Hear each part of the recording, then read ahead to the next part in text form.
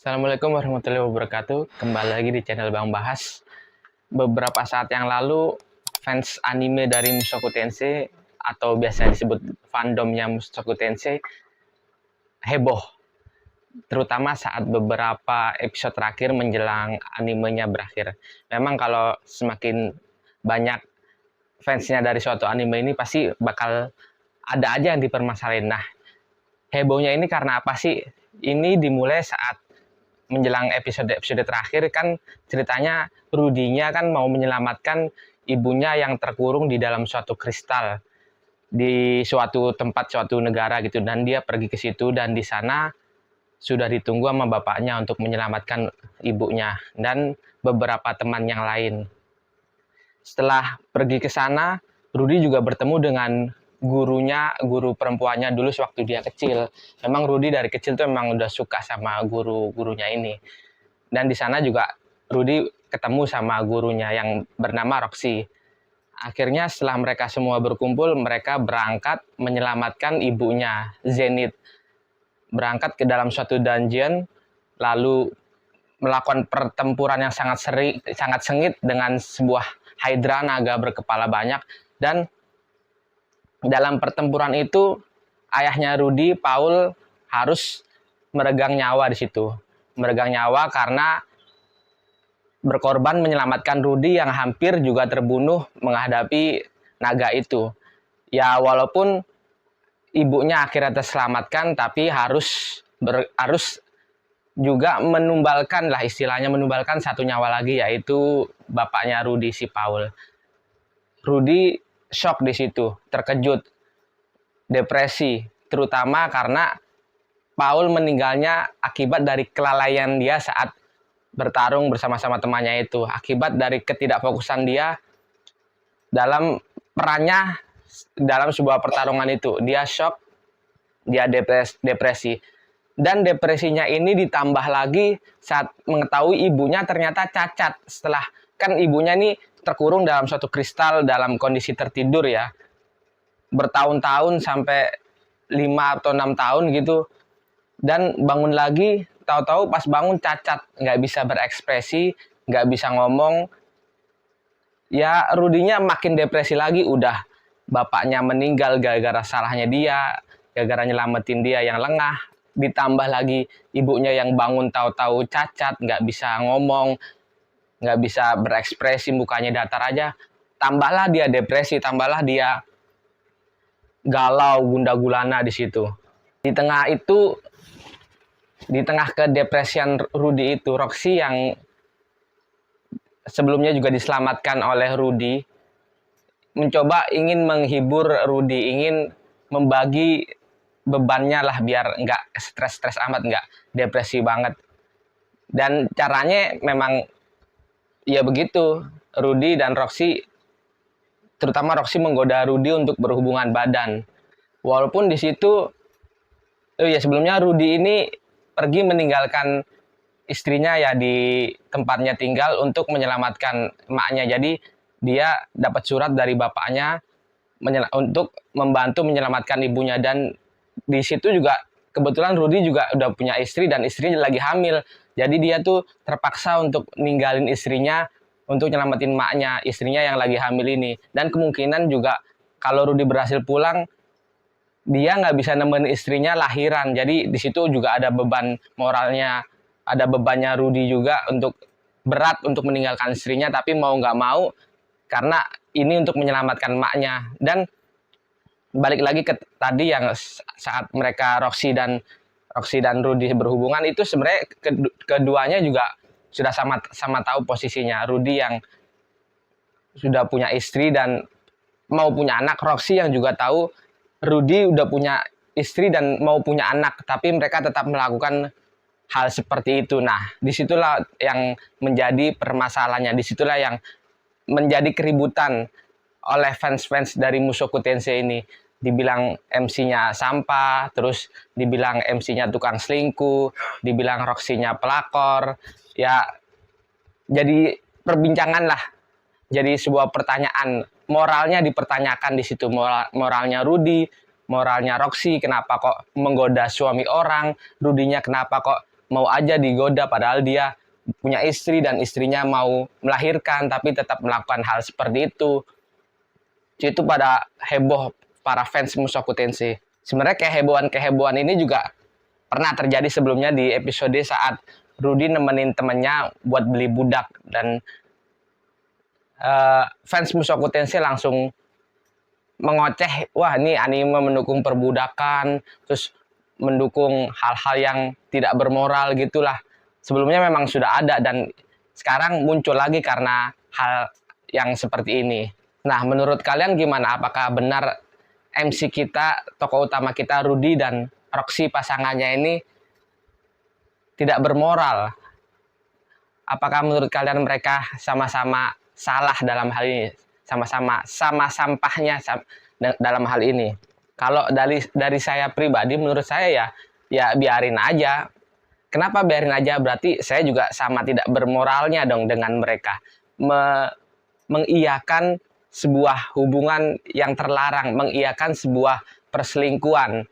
Saya tanya ulang, apa sih moral itu? Definisi kita, definisi teman-teman tentang moral itu apa sih?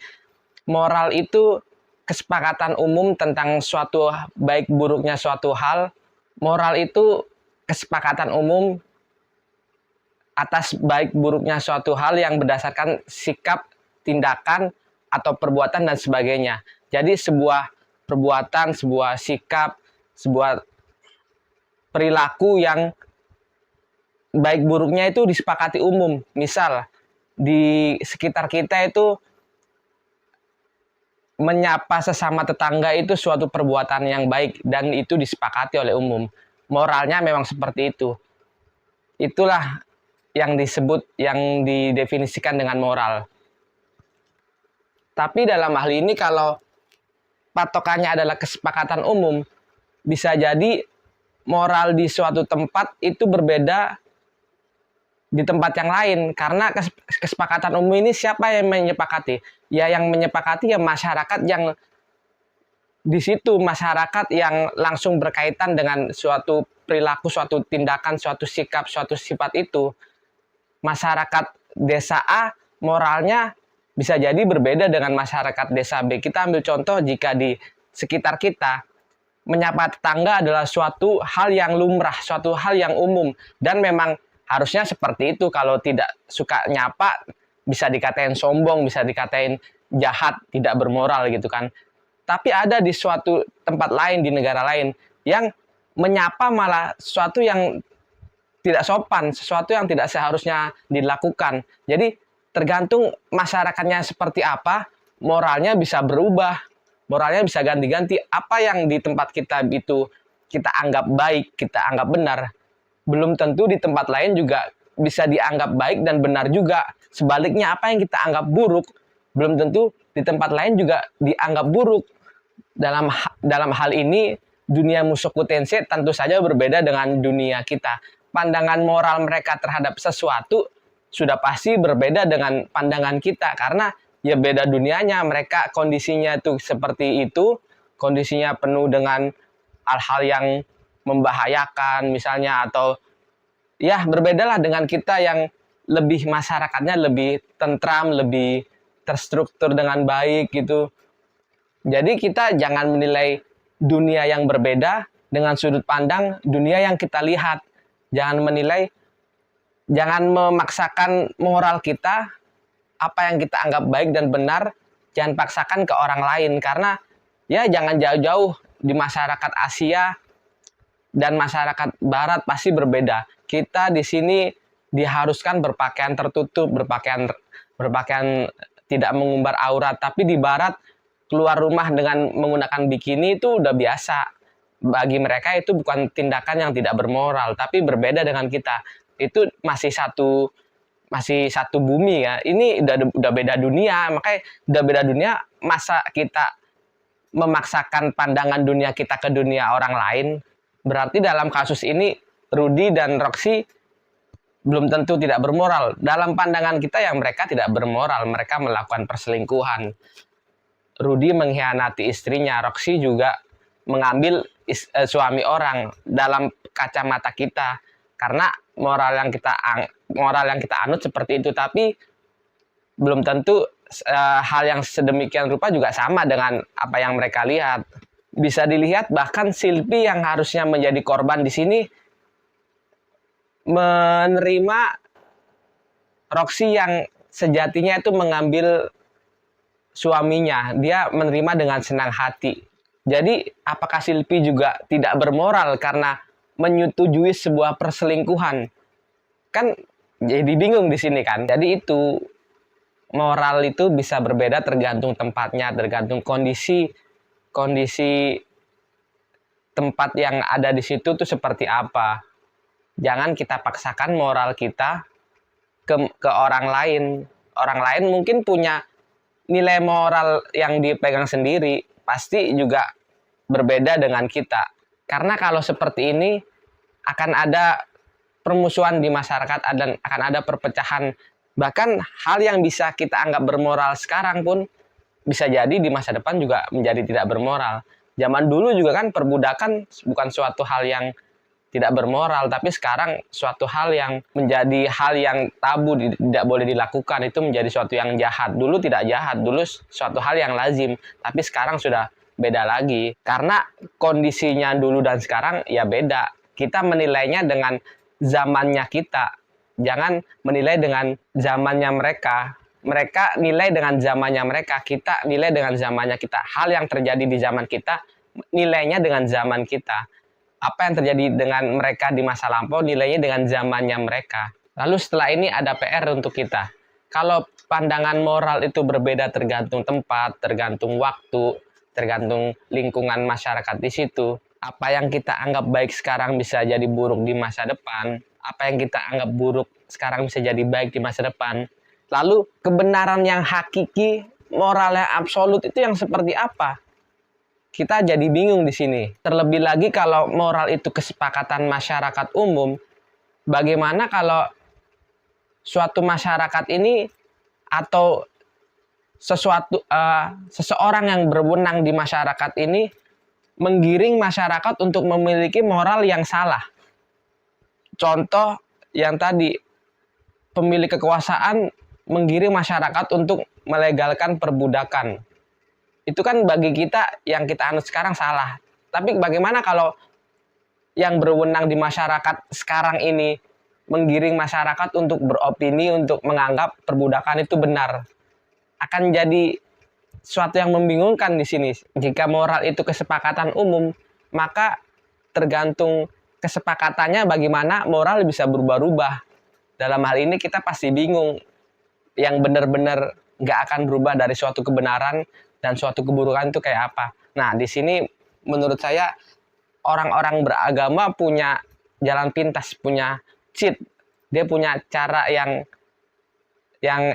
simpel, yang enak, yaitu dengan mengikuti petunjuk agamanya. Karena petunjuk agamanya ini diklaim berasal dari Tuhan. Jadi kalau dari Tuhan kan sudah pasti benar ya. Maka orang-orang beragama bisa mengikuti moral yang diajarkan agamanya. Walaupun begitu pun masih bisa terjadi hal yang penyimpangan lain lagi. Bagaimana jika moral dari agama ini diselewengkan oleh orang yang menafsirkan itu? Misalnya dalam hal ini kita ambil contoh agama Islam, tafsirannya dirubah sesuai dengan kepentingan pribadi oleh pemuka agama. Jadinya kan kita bingung lagi mana yang benar. Kita sebagai orang yang awam yang tidak mengerti agama mengikuti anjuran orang ahli agama, tapi orang ahli agamanya menyelewengkan nilai-nilai yang diberi Tuhan kepada kita. Kita kan nggak bisa paham karena orang awam. Nah, salah satu caranya kita bisa ya jangan bergantung dengan ahli agamanya. Kita juga harus menjadi ahli agama biar kita bisa menilai sendiri moral baik dan benar untuk kita pribadi. Jadi jangan sampai kita hanya mengikuti apa kata orang aja. Kita harus belajar sendiri, menjadi ahli sendiri, mempunyai kemampuan berpikir sendiri agar bisa menilai sendiri mana moral yang baik, mana moral yang benar. Kurang lebih seperti itu yang bisa saya sampaikan. Bagaimana menurut teman-teman? Ini perihal moral ini memang sangat asyik untuk didiskusikan. Kalau teman-teman punya pendapat pribadi, bisa tulis di kolom komentar. Mari kita diskusi sama-sama. Assalamualaikum warahmatullahi wabarakatuh.